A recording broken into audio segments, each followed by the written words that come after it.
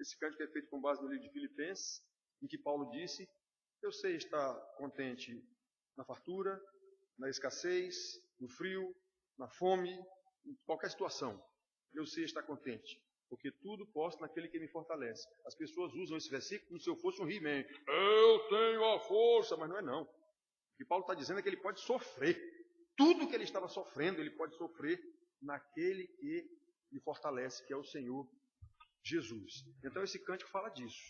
Nós vimos aqui, todos vocês, eu acho que foram testemunha de como Milena enfrentou esse câncer sem choramingar, sem estar reclamando aqui o tempo todo. Não, ela pode ter os sofrimentos que teve, a gente sabe disso, o que o tratamento de quimioterapia provoca. Todo mundo já ouviu falar nisso, pelo menos. Então a gente sabe o que a pobre Milena sofreu. Mas ela não estava choramingando, nem se lastimando, nem se lamuriando, hora nenhuma. Louvado seja Deus. Graças a Deus que cuidou da sua serva. A alegria é viver feliz, sem importar qual a situação. Se honrado ou se humilhar, sem escassez ou fartura de pão. A alegria é poder pedir ao Deus bendito pelo meu irmão. É viver no mesmo sentimento de afeto e de consolação. A alegria é saber que Deus, segundo a sua glória e riqueza, vai suprir nossas necessidades com certeza. A alegria é tudo perder, sem perder nada do amor de Deus e de Cristo o conhecimento, os caminhos. Alegria, alegria, essa alegria do Senhor nunca vai acabar. Alegria, alegria, Ele nos faz tanto querer como realizar. Alegria, alegria, alegria, alegria, essa alegria do Senhor nunca vai acabar. Alegria, alegria, Ele nos faz tanto querer como realizar.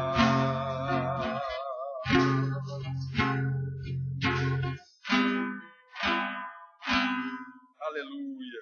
Louvado seja o nome do Senhor, que nos dá alegria em qualquer circunstância. Irmãos, a única coisa capaz de tirar a alegria de um salvo, é o pecado.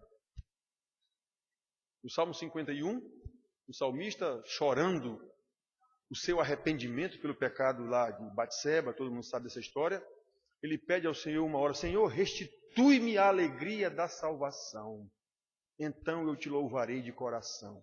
E o pecado é capaz de tirar a alegria de um santo, de um salvo. Mas as circunstâncias não. Ela deixa a gente quebrado, se for o caso, sentindo dor, tudo isso, mas a alegria da salvação, não. Muito bem, então vamos abrir nossas Bíblias. Como eu disse, nós hoje vamos tratar do assunto, estamos tratando do assunto da maravilha que até o momento Deus nos proporcionou, da alegria que Deus nos proporcionou com a cirurgia bem-sucedida de Milena, de tudo. Então nós vamos ler o Salmo 116. Vamos ler o Salmo 116.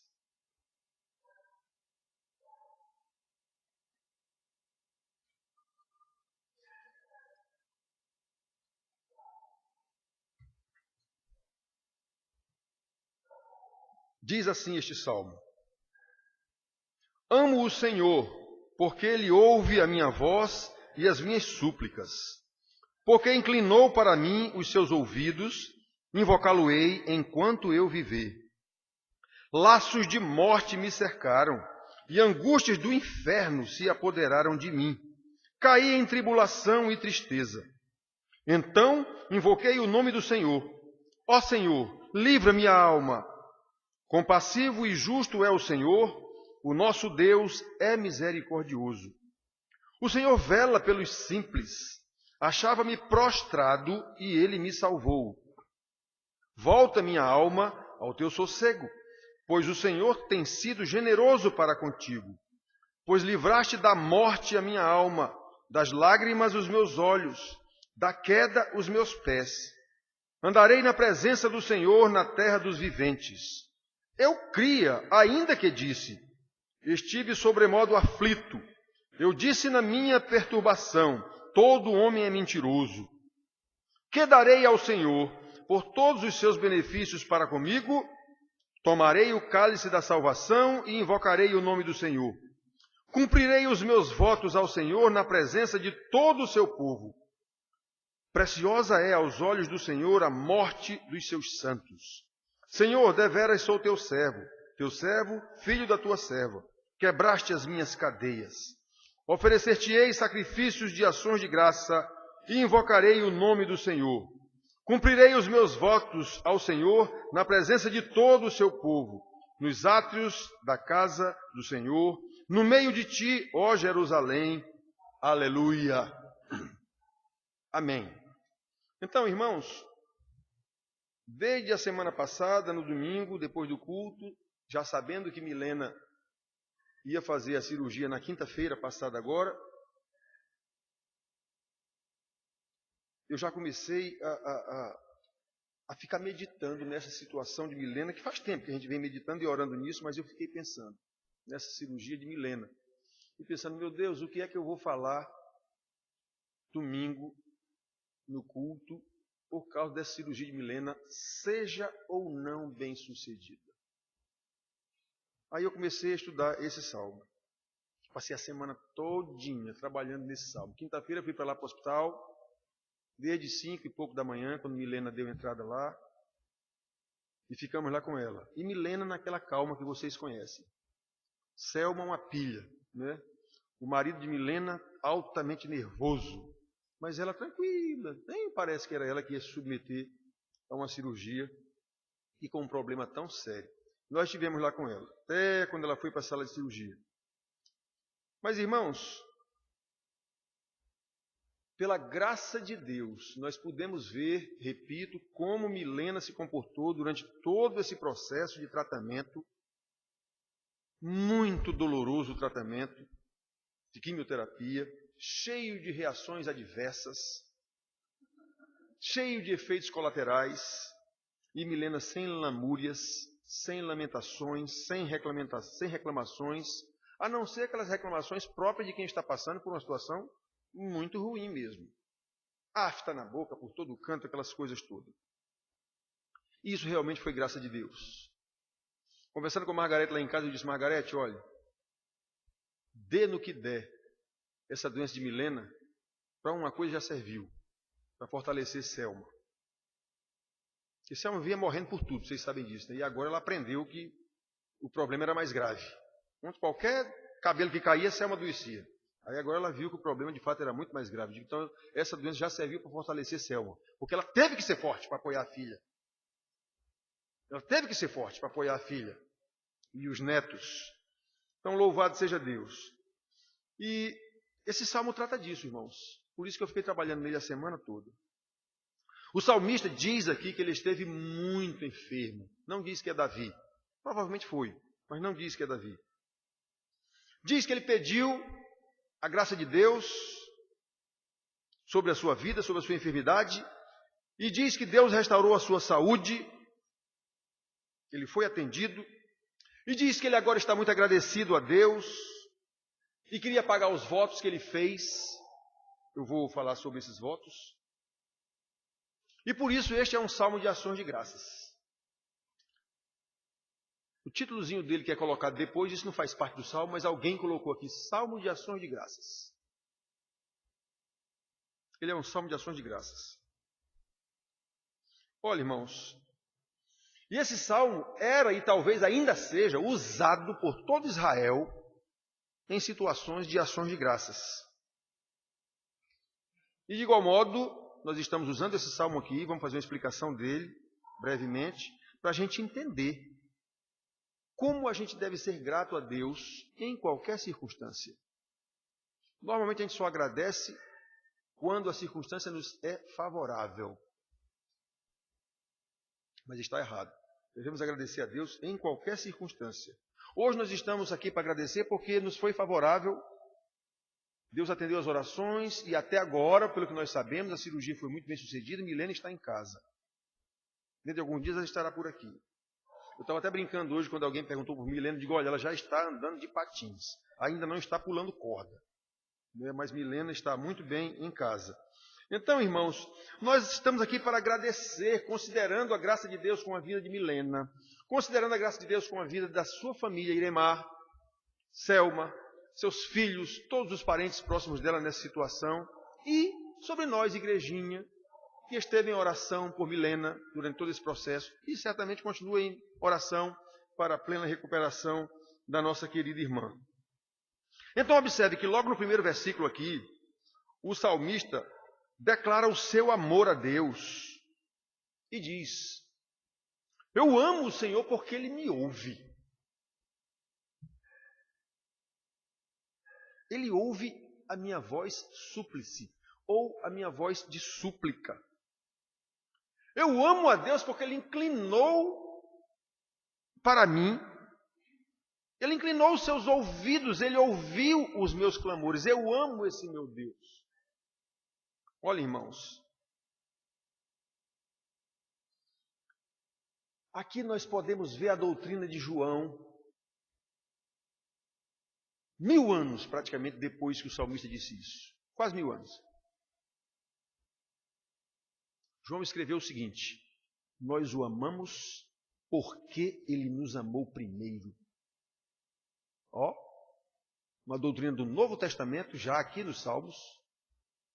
Eu amo o Senhor porque Ele me ama. Eu amo o Senhor porque Ele me curou. Eu amo o Senhor porque Ele ouviu as minhas orações. Eu amo o Senhor porque Ele se preocupa comigo. Então observe, o nosso amor a Deus é resultado do amor de Deus por nós. Doutrina de João. Muito bem, irmãos, está em João 4,19. 1 João 4,19. Nós o amamos porque Ele nos amou primeiro. Que coisa maravilhosa, irmãos. Eu de vez em quando digo para vocês essa frase: a Bíblia é a mesma coisa em todo lugar. É questão de a gente saber identificar onde é que está. Toda a história da Bíblia trata da redenção, só. A Bíblia no início trata da criação, logo em seguida vem a queda, capítulo 3 de Gênesis, logo no início. E a partir do capítulo 3, versículo 15, quando Deus promete que o descendente da mulher pisará a cabeça da serpente, a partir dali, toda a Bíblia trata da redenção. todo esse povaréu de quem a Bíblia fala não interessa. Interessa a história de como Deus tratou com eles, de como Deus os conduziu, de como Deus os abençoou, de como Deus os julgou, de como Deus os puniu. Tudo para a chegada do Messias para nos salvar. É só isso que interessa. E no Apocalipse tem a consumação, que é o finalmente da história de Deus. Muito bem, irmãos. Então nós temos aqui, até mesmo o nosso amor por Deus é fruto do seu amor por nós. E há pessoas que se julgam tanta coisa, dando ordem para Deus e tudo. Aí aqui nós vemos também Paulo dizendo aos Coríntios: de que te vanglorias, ó homem? Que tens tu que não tenhas recebido? Até o amor que você tem, você recebeu de Deus. Hoje pela manhã eu estive conversando com Paulo, falando sobre bandido, criminosos e tal. Eu digo, olha rapaz, o pior bandido do mundo é capaz de um ato de amor. O bandido mais perverso, mais cruel do mundo é capaz de um grande gesto de amor. Ele é imagem e semelhança de Deus, mesmo deturpado e corroído e corrompido pelo pecado, mas é imagem e semelhança de Deus. Jamais deixará de ser imagem e semelhança de Deus, nem no inferno. Nós vemos, por exemplo, na parábola que Jesus contou do rico e Lázaro, aquele homem no inferno demonstrou uma atitude de amor pelos seus irmãos na terra. Pai Abraão, manda um anjo avisar meus irmãos lá embaixo, para eles não virem para cá sofrer o que eu estou sofrendo. Quer dizer, como é que pode um cara no inferno demonstrou amor pelos irmãos dele lá embaixo? Pois é, isso é graça de Deus até para um sujeito que está no inferno. Muito bem, irmãos. Então, olhem só, o salmista aqui não demonstra ser grande coisa diante de Deus. Conhecendo a lei, como ele conhecia, ele sabia que a primeira responsabilidade de um líder em Israel era conhecer a Deus, amar a Deus sobre todas as coisas e ensinar isso primeiramente aos seus filhos e a quem estivesse sob sua responsabilidade. Então, lembrado, né? De Deuteronômio, na lei, capítulo 6, versículo 4 ao 9. Ouve, Israel, o Senhor teu Deus. Aliás, o Senhor é o teu Deus. Ouve, Israel, presta atenção, Israel. O Senhor Deus é o teu Deus. Essas palavras estarão no teu coração. Então, a partir daí, é somente a partir daí, elas precisam estar no teu coração, tu as inculcarás aos teus filhos. Falando com eles de manhã, de tarde, de noite, sentado, deitado, levantando, dormindo. Escreve na testa deles, escreve no braço. Então o salmista sabia disso. Como um líder de Israel, ele sabia disso. E agora, como ele sabia que a primeira responsabilidade dele era conhecer a Deus e amar a Deus, ele estava declarando isso. Eu amo meu Deus, porque Ele me amou primeiro. E mais, eu vou demonstrar isso para todo mundo. Que coisa linda, irmãos. O salmista sabia que amava a Deus porque Deus é amor. 1 João de novo, capítulo 4, versículo 8 e versículo 16, diz isso. São os dois versículos da Bíblia que diz que Deus é amor. 1 João, capítulo 4, versículo 8 e versículo 16. E o salmista tinha por que dizer isso num caso específico dele. Se ele não tinha antes, agora nessa situação, eu provo que Deus me ama. Eu provo. No entendimento dele, naquela situação. Eu provo. Deus ouviu minhas súplicas. Deus ouviu meu clamor. Deus me libertou. Deus me salvou. Aí ele diz isso no versículo 2. Porque inclinou para mim os seus ouvidos, invocá-lo-ei enquanto eu viver. Deus não me salvou, pois agora minha vida pertence a Ele. Irmãos, é assim que a gente tem que ver o nosso Deus. Eu já disse para vocês, na época medieval, os cavaleiros eram muito famosos, né? Homens que lutavam com espada, montavam num cavalo, eram grandes guerreiros. E às vezes acontecia de um cavaleiro desse salvar alguém em situação vexatória, tipo sendo assaltado. Será comum os assaltos pelos caminhos. Vocês estão pensando que assalto isso é coisa nova nas cidades? Não, sempre existiu isso. Então era comum, por exemplo, um camarada ser assaltado no caminho por salteadores de morro, de beira de estrada, de montanhas. Aí um espadachim daquele ou um cavaleiro daquele chegava na hora e salvava o camarada. Pois bem, não tinha como esse sujeito salvo se apartar mais desse Senhor que salvou a vida dele. Ele dizia, minha vida agora é sua. Mesmo que o cara dissesse, não, eu não quero, não, eu agora sou seu. Você não salvou minha vida? Pois então agora eu sou seu. Isso era comum naquele tempo. Pois irmãos, era para ser assim também. Jesus não salvou a minha vida, então eu sou dele. Se você não sabia disso quando não era salvo, todo mundo é de Deus. Como nós vimos aqui no Salmo, é dele, o mundo todo é dele. Mas acontece que quem não é salvo não sabe disso. Mas agora eu sou salvo, eu sei disso. Então agora é que eu sou dele. Eu vou louvá-lo, eu vou amá-lo enquanto eu viver. Como diz aqui, ó. Invocá-lo-ei. Esse invocá-lo-ei é adorá-lo-ei. Falarei dele, louvá-lo-ei, glorificá-lo-ei, enquanto eu viver. Ele salvou a minha vida. É esse o sentido, irmãos. Aí, continuando o texto, nós vemos nos versículos 3 e 6 qual era a situação do salmista. Laços de morte me cercaram, e angústia do inferno se apoderaram de mim. Caí em tribulação e tristeza. O 6 de novo. O Senhor vela pelos simples. Achava-me prostrado e ele me salvou. O próprio salmista declara aqui qual era a situação dele. Aí ele orou, versículo 5 diz isso, que ele orou ao Deus compassivo, 4 e 5. Então invoquei o nome do Senhor. Esse invoquei, no caso aqui, é clamei ao nome do Senhor, roguei ao meu Senhor. E o Senhor livrou minha alma. Ou seja, o Senhor salvou a minha vida, em outros termos. Compassivo é quem? É aquele que se compadece das nossas desgraças, que sofre as nossas dores. É isso que é compassivo. Ele é compassivo, ele entendeu a minha dificuldade. Ele é justo, ao Senhor pertence toda a justiça. E ele é misericordioso. Misericordioso é aquele que tem misericórdia, e quem tem misericórdia de alguém é porque esse alguém está na miséria. Misericórdia vem de miséria. Então, quando diz que Deus tem misericórdia de mim, que nem o pobre do publicano lá no templo, ele está dizendo isso. Meu Senhor, eu sou um miserável. Tem misericórdia de mim. Normalmente a gente usa essa palavra misericórdia e não sabe o que ela quer dizer. Pois ela quer dizer isso. Então, irmãos, nós vemos aqui que ele foi atendido.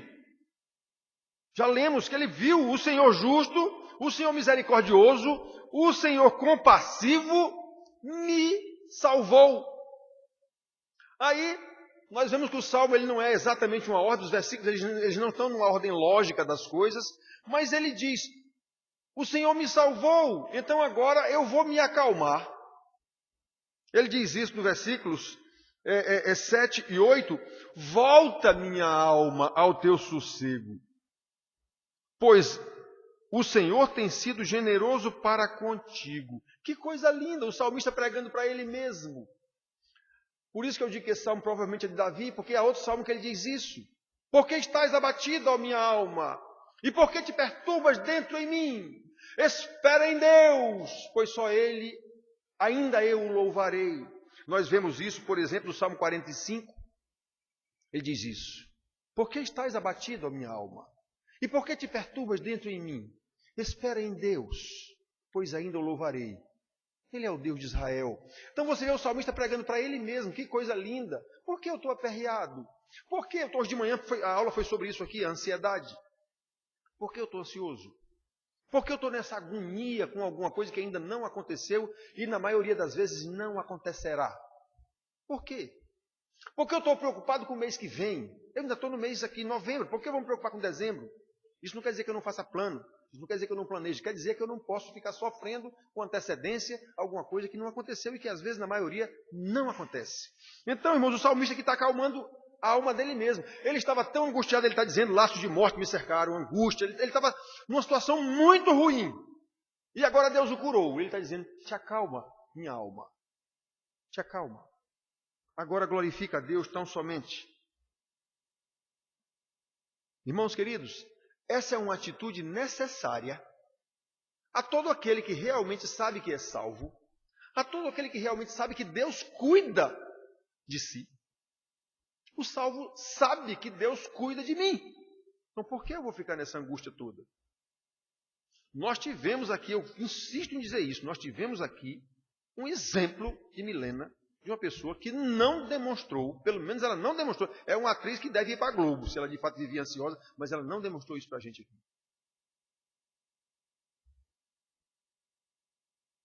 Todo aquele, querido, que sabe que é salvo, deve tomar a decisão de andar nos caminhos do Senhor, ao lado do Senhor, confiando no Senhor e acalmando a sua própria alma. Nós somos seres pecadores, jamais deixaremos de ser. Então nós andaremos sempre tendo ansiedade. Tanto que Jesus ordenou, não andeis ansiosos pela vossa vida com coisa nenhuma. Ele sabe que a gente anda. Ele sabe disso. Mas a gente tem que lembrar, o meu Deus cuida de mim. Agora observe, como eu disse para vocês, o Salmo ele não está numa ordem certinha da história, não. Nós podemos ver aqui que o próprio salmista, em princípio, teve problemas com relação a isso. Ele diz que cria, mas não cria. Achando, inclusive, que todo homem é mentiroso. Por que esse negócio aqui? Ora, esse salmista, como eu disse, ele era um líder de Israel. Tanto que o salmo está aqui escrito por ele. Esse homem, na sua doença, certamente, ele teve muita oração de sacerdote lá na vida dele. Certamente ele ouviu muito irmão dizendo, o Senhor vai lhe curar. Mas não curava, por exemplo. Todo homem é mentiroso. Até ele. Ele mesmo agia como um mentiroso. Até que ele foi salvo e diz, agora sim, agora eu amo o Senhor porque Ele me ama. Esse é o contexto aqui, que a gente vê claramente aqui. Eu costumo afirmar para vocês aqui, dizer que é crente é uma coisa, ser crente é outra, muito diferente. Pois até o salmista viveu essa realidade. Ele cria, mas agia como se não cresce. Todo homem é mentiroso. Eu estava doente e não tinha jeito. Irmãos, quantos de nós agem assim? Quantos de nós dizem que creem em Deus, quando estão passando por problema, vão a tudo quanto é culto de oração, em todo canto que tem notícia que tem um culto de oração, em todo canto que tem notícia que tem um profeta não sei o que, vai atrás dele. Vai ouvir mentiras. E ele mesmo está agindo como um mentiroso. Eu creio no meu Deus. Então, se eu creio no meu Deus, para que eu estou andando atrás de tudo quanto é porcaria, atrás de cura? Eu não creio em Deus.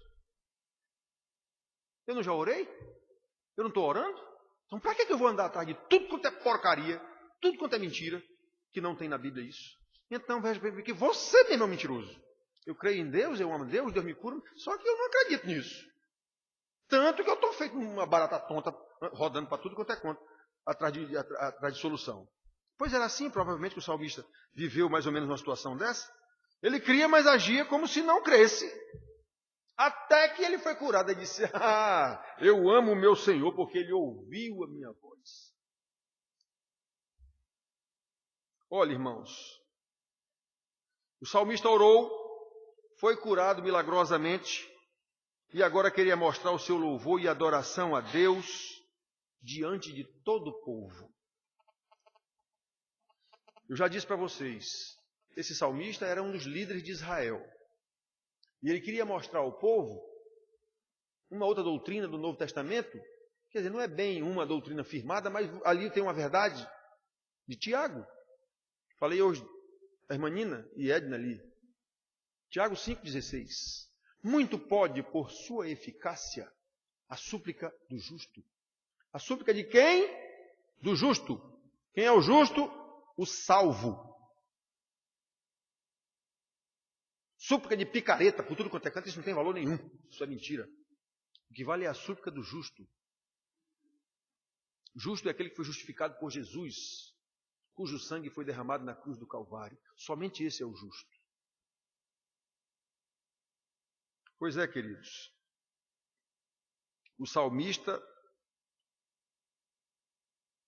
orou Deus o ouviu e agora ele está propagando isso para todo o povo. Eu vou dizer para todo o povo o quanto eu amo a Deus, porque Deus me amou.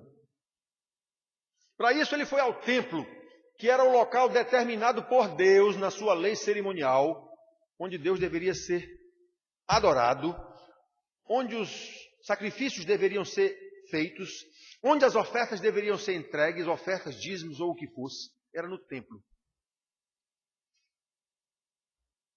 Então, o salmista foi ao templo, local determinado, para pagar os seus votos. Eu disse para vocês que eu ia fazer o que são votos. Então, naquela época, a lei mandava fazer isso. Votos ao Senhor em algumas circunstâncias. Isso que os católicos fazem hoje com os santos. Só que não tem nada a ver. Mas é mais ou menos isso. Se o meu filho passar no vestibular, eu vou acender 100 velas para Nossa Senhora da Penha, lá não sei onde. Isso aí é distorção, é loucura de coisa que acontecia no tempo de Israel, nos votos de lá do Velho Testamento. Fazia votos e tinha que pagar. Detalhe, tinha que pagar. Inclusive está escrito assim, é melhor não votar do que fazer um voto e não cumprir. Eu tive casos aqui de aconselhamento que irmãos fizeram um voto na minha frente de olha, presta atenção. Você está fazendo uma promessa aqui a Deus diante de mim. Zele agora para cumprir. Os irmãos não cumpriram. E vão pagar o resto da vida por causa disso. E eles sabem disso. Se eles me ouvirem falando isso, eles vão saber do que é que eu estou falando e sabem o que é que eles vão pagar o resto da vida. Então, com Deus não se brinca. Está escrito lá em Gálatas 6, 7, 8. Ninguém se engane. Com Deus não se brinca. Aquilo que o homem semear, isso mesmo ele colherá. Então o salmista fez um voto e agora ele estava lá pagando. Ele foi ao templo para todo mundo ver, até porque o templo era o local adequado para fazer isso, estava na lei. Ele estava apenas cumprindo a lei. Local determinado, ele foi lá pagar seus votos. Que votos? Ele aqui não diz exatamente quais são os votos, mas certamente ele prometeu levar não sei quantos animais para sacrificar para o Senhor. Ele prometeu levar vinho de libação para derramar sobre o altar. Ele deve ter prometido tudo isso que tinha na lei sacerdotal. E ele foi lá cumprir diante de todo mundo. E o homem, como líder de Israel, ele foi cumprir isso lá diante de todo mundo, como exemplo, como ensinamento ao povo de como Deus é precioso, de como Deus nos ama, de como nós agora temos que amar a Deus, de como nós temos que cumprir nossos compromissos diante de Deus. Isso é um salmo didático, além de tudo.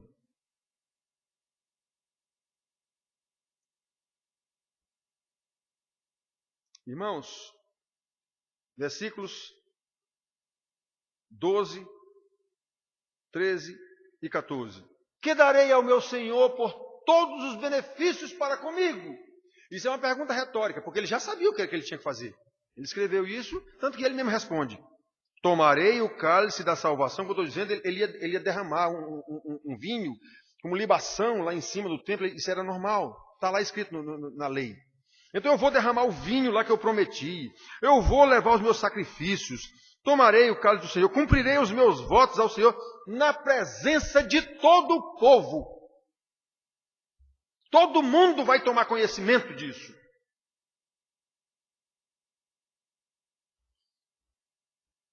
Esse era o mínimo que ele poderia e devia fazer, era pagar os seus votos conforme a lei, diante de toda a congregação, para que todo mundo conhecesse as maravilhas de Deus.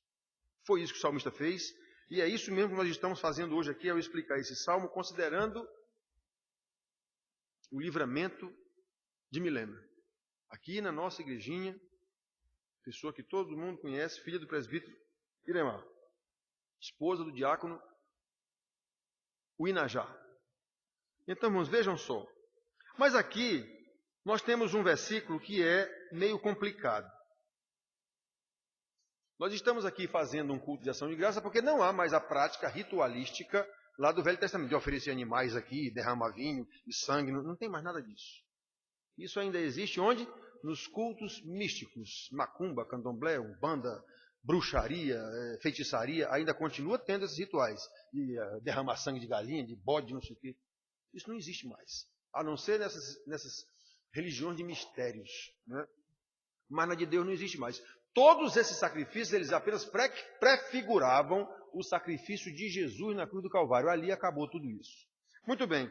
Mas então, nós não temos mais isso, mas temos ação de graça ao Senhor, continuamos tendo. Ação de graça ao Senhor nós continuamos tendo. Agora, precisamos compreender o significado de um versículo que tem aqui, que é muito complicado.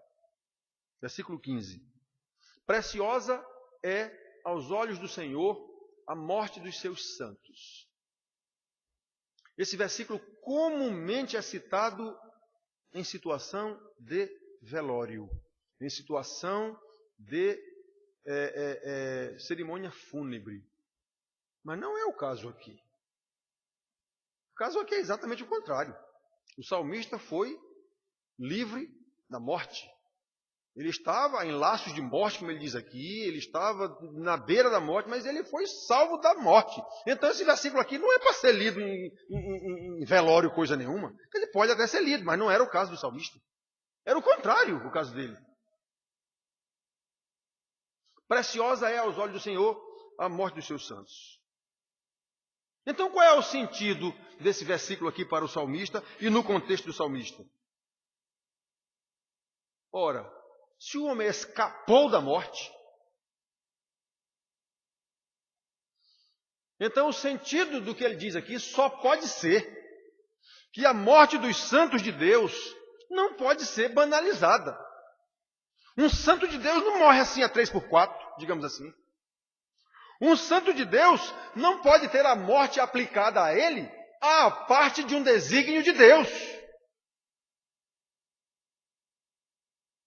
Uma vez eu briguei com a irmã Nina aqui por causa desse negócio de medo de morte. A morte é um decreto de Deus, como é que eu vou ter medo da morte? Se é um decreto de Deus. E eu sou um salvo. Então eu tenho que entender essas coisas. O salmista sabia disso. Ele sabia que a morte não podia ter vindo sobre ele antes da hora. Por isso que ele diz, a morte de Deus, a morte de um dos santos de Deus é preciosa. Não é assim não. Um santo de Deus não está morrendo sem mais nem menos não. É nesse sentido que ele está dizendo aqui, e só pode ser esse sentido. Porque ele não está aqui falando de alguém morto. Ele está falando dele que escapou da morte. A morte dos santos de Deus é preciosa como coroação de uma vida de santidade. Ou seja, somente quando um santo de Deus cumpre o propósito de Deus para a sua vida, é que Deus vai levá-lo. É nesse sentido que a morte de um santo de Deus é preciosa aos seus olhos.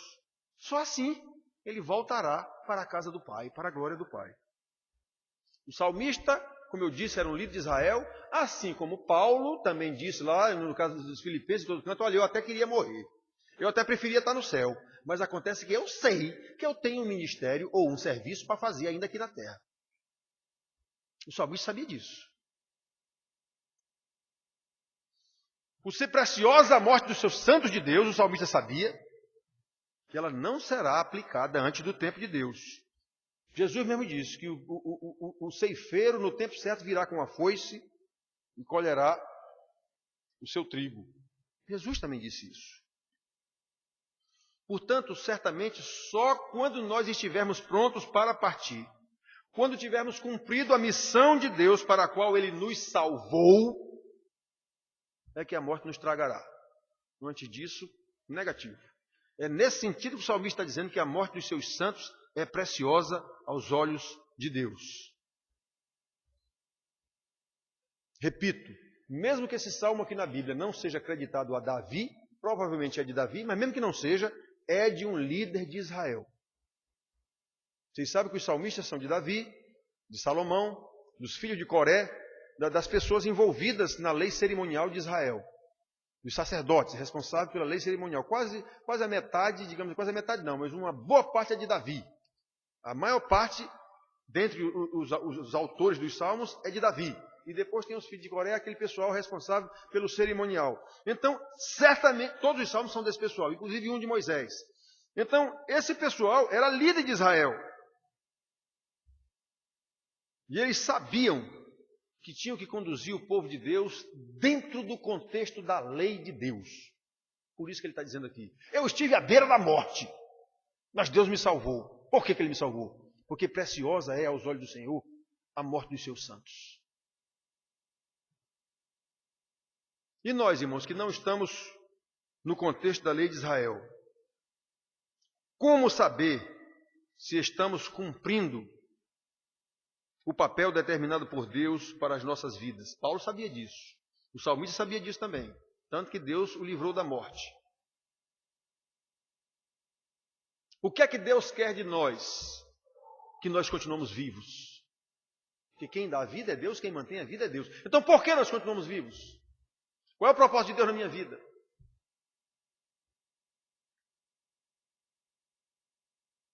O apóstolo Paulo responde isso lá em Tessalonicenses de uma forma muito simples. Tessalonicenses, 1 Tessalonicenses, versículo 4, versículo 3. Capítulo 4, versículo 3. O que Deus quer de nós é a nossa santificação. O que quer dizer isso? Viver de acordo com a palavra de Deus. A nossa santificação implica dizer que nós devemos viver para servir a Deus, para fazer a vontade de Deus e não a nossa. O que é importante para mim? Isso é importante para Deus? Hoje eu estava ensinando para os meninos, Caio está ali dormindo. As coisas que você faz, você se lembra que essas coisas são primeiramente para Deus? O eu. Eu acho, eu quero, eu. Mas você é quem mesmo? Você é quem mesmo, seu verme? Como Deus diz para Jacó, vermezinho de Jacó. Tu pensa que é o quê? Como ele diz para Jó, tu pensa que é o quê, rapaz? Quem é este que vem falar sem saber o que está falando comigo? Quem é este que obscurece o conhecimento de Deus? Ele pergunta para Jó. E sabe quem era esse? Era um que lá no início Deus disse que era um homem íntegro. Imagine, Deus disse que ele era um homem íntegro. E mesmo assim disse, quem é esse? Que obscurece o conhecimento de Deus falando coisas que ele não sabe. Imagine nós. Jó, que Deus disse que era íntegro. Deus disse isso também a ele. Imagine nós. E Deus não disse que nós somos íntegros. Então, irmãos queridos, para que serve a minha vida? Há um ditadozinho popular que não está na Bíblia, mas devia estar. Digamos, devia estar. Quem não vive para servir, não serve para viver. Não está escrito na Bíblia não, mas a Bíblia diz isso. Né? Quem não vive para servir, não serve para viver. Nasceu para quê?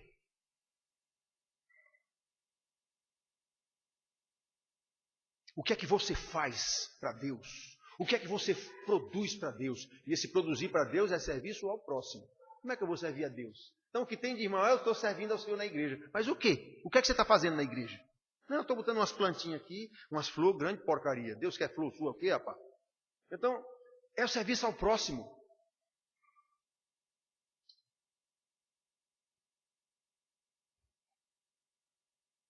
Viver em santidade, irmãos, implica servir a Deus.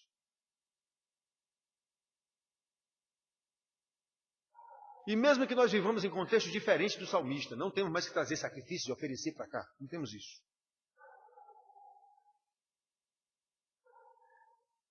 Observe como é que o salmista continua se apresentando a Deus.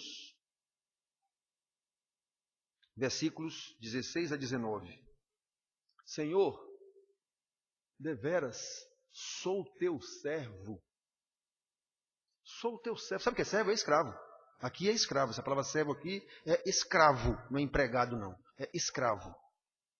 Sou teu escravo, filho da tua escrava. Quebraste as minhas cadeias. De que cadeias ele está falando? Das cadeias de morte que o estavam ceifando. Por isso oferecer-te-ei sacrifícios de ações de graças, e invocarei o teu nome. Cumprirei os meus votos ao Senhor na presença de todo o povo, nos átrios da casa do Senhor, no meio de ti, ó Jerusalém. Repito, nós não vivemos mais no contexto ritualístico da lei cerimonial de Israel. Então, como é que eu vou oferecer sacrifícios a Deus? Diz que sacrifícios é que Paulo fala lá em Romanos 12. Que seja o vosso culto um sacrifício vivo a Deus. Ele está falando de culto aqui na igreja? Não, ele está falando da nossa vida, do nosso cotidiano. Para que serve a minha vida? O que é que eu faço no meu dia a dia, o tempo inteiro, para glorificar o meu Deus? Se eu não faço nada disso, então a minha vida não vale nada. Estou vivo pela graça de Deus mesmo que está me tolerando. Olha, irmãos, como um servo que precisa fazer, era assim que o salmista se considerava. E era um líder de Israel. Sou teu servo. Ou seja, alguém que precisava cumprir a lei de Deus, a lei cerimonial do seu Senhor. É assim que nós temos que viver. Em qualquer contexto, em qualquer circunstância, seja de morte, seja de saúde, como Paulo disse, seja na tristeza, seja na alegria, seja na fome, seja na fartura de pão, em que for, nós temos que saber que nós somos servos de Deus e que vivemos para glorificar o seu nome. Irmãos, e para entender o quanto nós somos servos de Deus, nada melhor do que escapar de um livramento de morte. Como o salmista viveu aqui. Aí você, numa linguagem bem nossa, caramba, eu ia morrer. Eu ia morrer. E o meu Senhor me salvou. Então agora é que eu sou servo dele. Agora é que eu sou servo dele mesmo. Se eu não tinha entendido isso ainda, então agora é que eu entendo mesmo. Ele me salvou.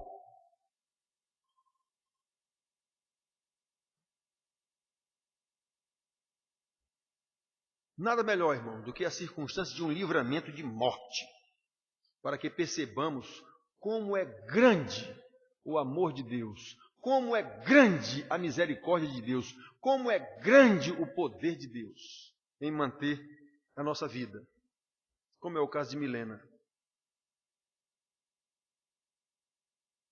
Quando eu vi o diagnóstico do câncer de Milena, eu digo para vocês com sinceridade, meu pensamento foi, a não ser um milagre de Deus, Milena vai morrer dentro de muito pouco tempo.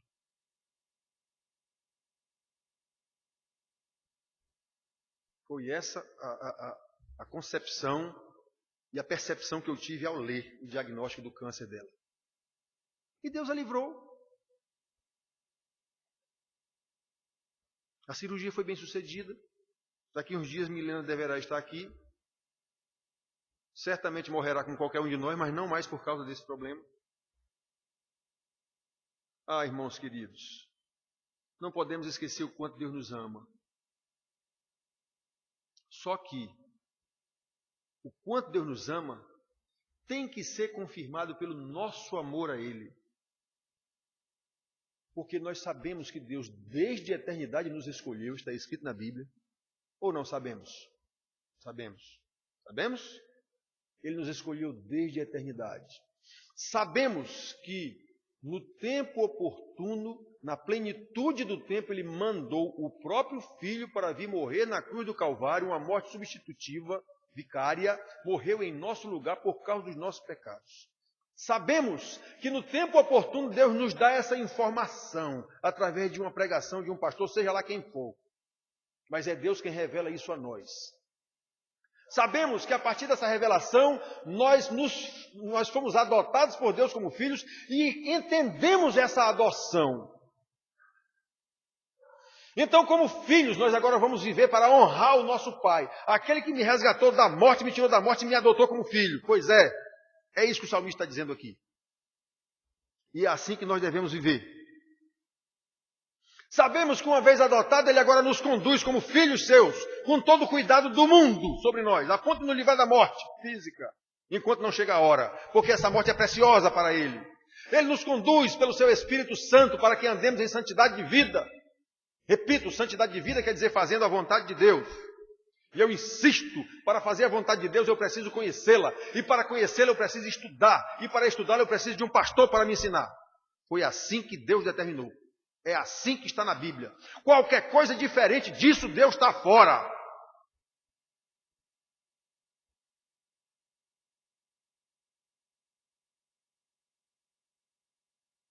Que coisa maravilhosa, querido, quando sabemos de tudo isso. E qual é essa maravilha? Somos servos do Senhor. Como o salmista diz aqui, Senhor, eu sou teu servo, sou teu servo. Por isso, assim como o salmista naquele tempo, e agora, com Milena e juntamente com Milena, juntamente com o presbítero Emar, sua família, o Inajá, diácono,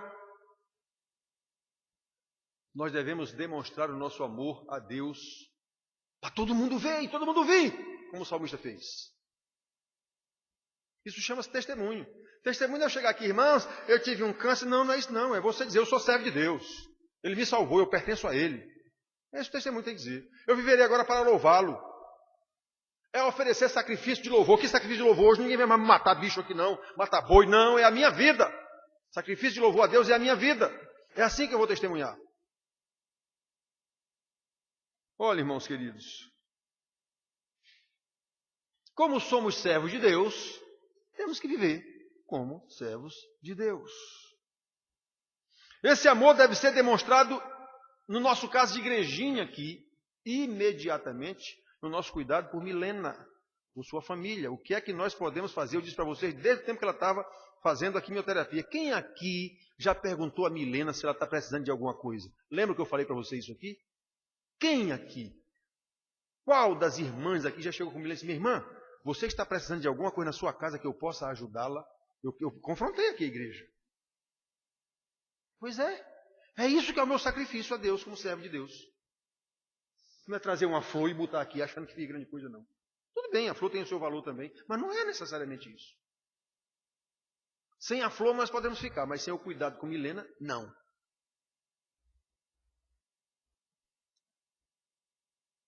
Olha, irmãos queridos, primeiramente nós, nessa situação, devemos demonstrar o nosso amor como servos de Deus, cuidando de Milena, se for necessário. Ninguém vai agora se abuletar na casa da moça lá e chegar e, não, eu vim para cá cuidar de você, ela pediu, ofereça, chegue lá e diz, irmã, em que é que eu posso ajudá-la? Ela vai dizer, olha, você pode me ajudar fazendo isso, isso, isso e isso. Ela não tem empregada, a gente sabe disso. Ela não pode, olha, irmã, você pode me ajudar, por exemplo, durante a semana aqui, você pode levar essa roupa aqui para lavar na sua casa, ou sei lá o que for, alguma coisa desse tipo. Você pode vir pegar meu filho aqui para levar para tal lugar? Posso, então pronto, vamos fazer isso.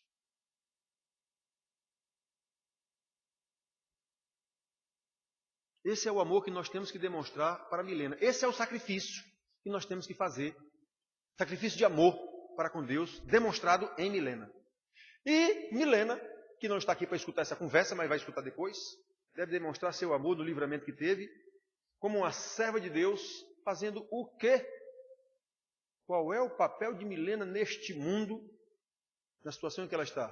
Papel de esposa de Inajá, auxiliadora do seu marido, papel de mãe de 3 crianças. É isso que ela tem que fazer, só isso. Na força do Senhor, fortalecida no Senhor e na força do seu poder, é isso que ela tem que fazer. Ensinando seus filhos como auxiliadora do seu marido. Porque a responsabilidade é do marido, não esqueçam disso. A responsabilidade na criação de filhos é do marido. A mulher é sua auxiliadora nesse processo. Foi assim que Deus determinou. Mas os maridos normalmente jogam toda a carga para cima da esposa. Estão errados.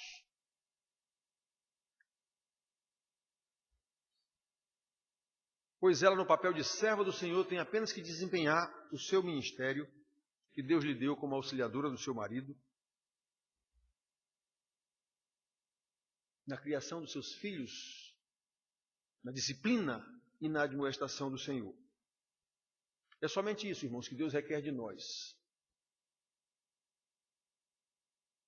Como demonstração do seu amor por nós, agora nós vamos demonstrar o nosso amor que nada mais é do que fruto do amor dele por nós. Olha como Deus é maravilhoso. É assim que Deus é glorificado em nós e através de nós. É assim que nós devemos viver até o dia em que Deus, de fato, nos levar. Nesse dia será o dia certo de Ele tirar a nossa vida, para nos levar de volta para casa. Que Deus aplique a sua palavra aos nossos corações e que sejam corações agradecidos por essa graça que Ele nos deu, por essa bênção que Ele nos deu, essa manifestação de livramento de uma morte iminente e quase certa, segundo os próprios médicos. Mas não é hora ainda. Ainda tem o que a nossa serva, a serva de Deus, aliás, e nossa conserva, ainda tem o que ela fazer junto conosco e nós juntamente com elas, para louvor da glória de Deus. Amém.